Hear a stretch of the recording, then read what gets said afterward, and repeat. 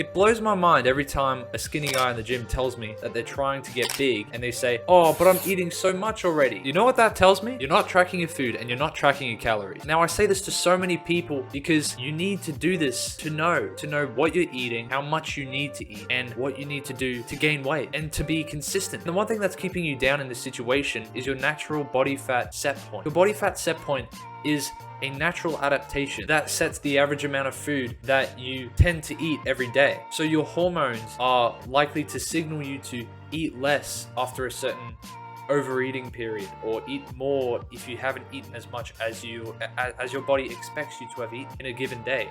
This is why your body weight stays the same over weeks and over months. This is why when you try to act like you're bulking and you go on a binge eating session that you really didn't want to do, and you felt so accomplished because you ate so much food and you're stuffed, for the next 2 days you barely eat. So the average weight gain is nothing, and you're back to square one. And that comes back to the problem of consistency. Yeah, you may have a large meal, pizza and a side of ice cream, like I'm on this dirty bulking phase, it's about time, and then you feel full and satisfied for the rest of the day.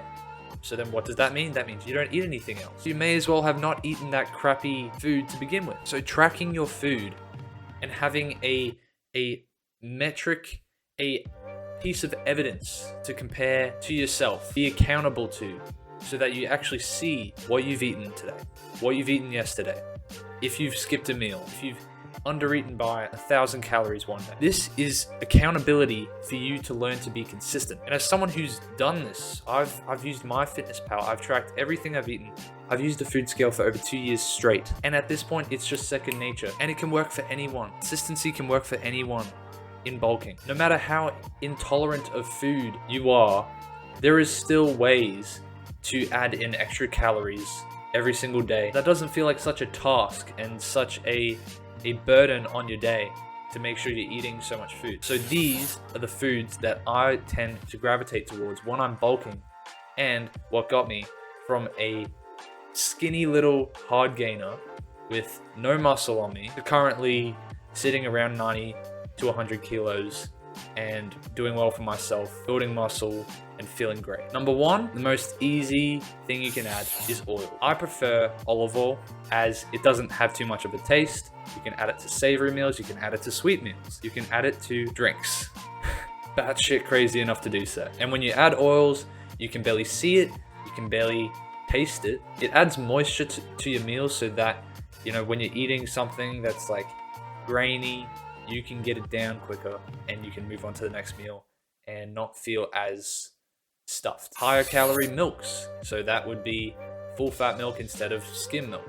And if you're lactose intolerant, which most people aren't, but still, if you're lactose intolerant, you can get rice milk, you can get oat milk, and those are great alternatives. Those two alternatives pack a lot more carbs than other forms of milk, which can be beneficial for you in the gym. Third thing, and this isn't really much a food, but more so a strategy on eating, is to eat quickly. Eat your meal, however big, try and eat it in 10 minutes or less. After a solid 15 minutes of eating, your leptin hunger hormones, which are basically the hormones that release telling you that you've been eating and the food's digesting and you're satisfied, that releases, which makes you less likely to want to finish the food. So if you eat it quickly, you won't give those hormones time to react.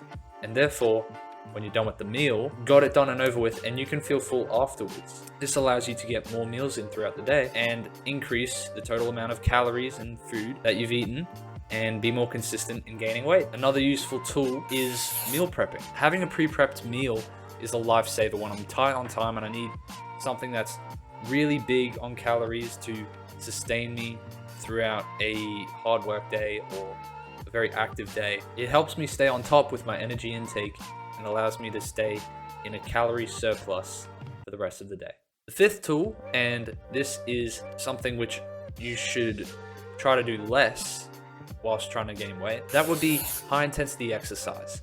Now, it is great to maintain cardiovascular health throughout this bulking period. As someone who was a hard gainer at a very low body fat percentage and with very little muscle, I was a former competitive basketball player, and I was extremely active every single day, and knowing that if I had taken the basketball and the intense exercise and the repetitive running, the repetitive sweating, all the muscular endurance, if I had taken all of that out, then bulking, gaining weight would be so much easier. I'd say consider that if you're really having a hard time trying to gain weight and gaining weight is a priority for you and you want to be a certain weight and you want to have a certain amount of muscle mass, then I'd cut off these sporadic, high intense exercise sessions throughout the week, because they make it hard to track progress and gauge your weight, and your weight fluctuations